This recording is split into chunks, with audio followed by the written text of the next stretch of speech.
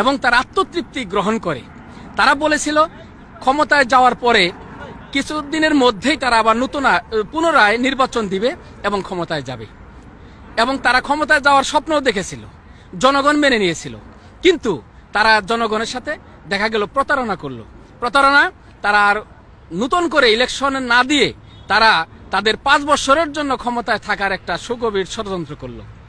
তারই অংশ হিসাবে তারা বেছে নিল যে যদি এই জনগণকে দমন পীড়নের মাধ্যমে যদি বন্ধ করা না যায় তাহলে ক্ষমতায় থাকা সম্ভব না। বাংলাদেশের জনগণ অতীতে দেখা গেছে যে কোনো ষড়যন্ত্রের বিরুদ্ধে, বাংলাদেশের বিরুদ্ধে যত রকমের সুগভীর ষড়যন্ত্র হয়েছে, সেই সিরাজদৌলা থেকে শুরু করে এরশাদ পর্যন্ত সকল ষড়যন্ত্রের বিরুদ্ধে বাংলার জনগণ সোচ্চার হয়েছে, এটা তারা ভালো করে জানে। যারই অংশ হিসাবে তারা বেছে নিল হত্যা এবং গুম এবং নির্যাতনের মাধ্যমে যদি এই জনগণকে দাবিয়ে রাখা যায় তাহলেই ক্ষমতায় থাকা সম্ভব। তারই অংশ হিসাবে তারা প্রথমেই টার্গেট নিল সেনাবাহিনীকে। সেনাবাহিনীর বিভিন্ন অফিসারদেরকে তারা বিভিন্ন হুমকি এবং বিভিন্ন ভয় ভীতি দেখিয়ে তাদেরকে কোণঠাসা করে উত্তরপাড়া নাম দিয়ে তাদেরকে বসে রাখা হলো, এবং শেষ পর্যন্ত তারা বেছে নিল পুলিশ বাহিনীকে, এবং এই পুলিশ বাহিনী দিয়ে তারা জনগণের উপরে তারা ঝাঁপিয়ে পড়লো। শুধু ঝাঁপিয়ে পড়লই নয়, তারা হত্যার আশ্রয় নিল, তারা গুমের আশ্রয় নিল, তারা নারী নির্যাতনের আশ্রয় নিল, তারা ধর্ষণের আশ্রয় নিল। এমন কোনো অপকর্ম নাই যে অপকর্মগুলা তারা জনগণের উপরে তারা প্রয়োগ করলো না। এমনই ভাবেই তারা মনে করেছিল জনগণ তারা সোচ্চার হবে না, জনগণ আন্দোলনে ঝাঁপিয়ে পড়বে না, কিন্তু জনগণ তাদের আন্দোলন আরো বেগবান করলো।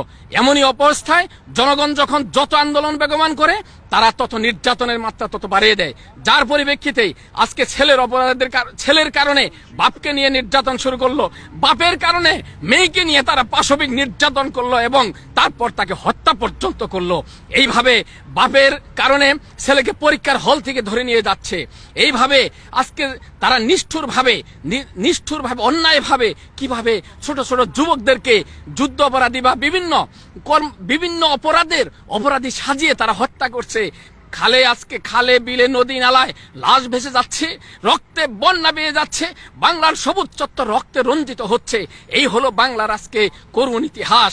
সুতরাং এইটা থেকে যদি আজকে রেহাই পেতে হয় অবশ্যই জনগণকে আজকে সোচ্চার হতে হবে। এই হাসিনা তা অবৈধভাবে ক্ষমতায় থাকার জন্য যে হত্যার লীলা খেলা শুরু করেছে, যে হত্যার মাধ্যমে সে মানুষের জীবনের কোনো মূল্য দিচ্ছে না, কিভাবে পাখির মতো জনগণকে মারছে, কিভাবে মানুষের যে জীবনের একটি মূল্য আছে আজকে তাদের কাছে সেটা প্রমাণিত নয়। পুলিশ কিভাবে আজকে মানুষকে হত্যা করছে। প্রিয় ভাইরা, সারা বিশ্বের আমি জনগণের উদ্দেশ্যে আমি বলতে চাই, যারা প্রবাসে শুধু নয় বাংলায় যারা অবস্থান করছেন তারা তাকিয়ে দেখেন পুলিশ কিভাবে আজকে নিরীহ মানুষের উপর অত্যাচার করছে। গ্রামকে গ্রাম জ্বালিয়ে দিচ্ছে, বুলডোজার দিয়ে বাড়িঘর তারা ভেঙে দিচ্ছে, বাড়িঘরে আগুন ধরিয়ে দিচ্ছে।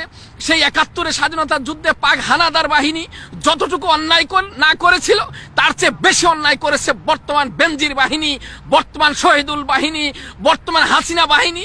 আজকে বাংলার জনগণের জীবন নিয়ে যেভাবে আজকে ছিনিমিনি খেলছে, 71কে তারা হার মানিয়েছে। সুতরাং এইভাবে যদি বাংলা চলতে থাকে, বাংলার ভাগ্যাকাশে সিকিমের বড় অবস্থান বরণ করতে হবে।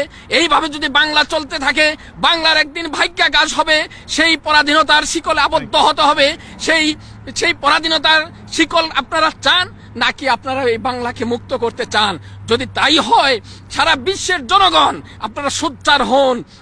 প্রবাসী ভাইদের উদ্দেশ্যে বলি, আপনারা সোচ্চার হন। আমি সবার কাছে আহ্বান করতে চাই, আপনারা এগিয়ে আসুন। যার যা আছে, যার মিডিয়া আছে, যার আন্তর্জাতিক বিভিন্ন সংস্থার সাথে যোগাযোগ আছে, যার জনগণ আছে, প্রত্যেকের স্থল থেকে এগিয়ে আসুন, প্রতিবাদ করুন।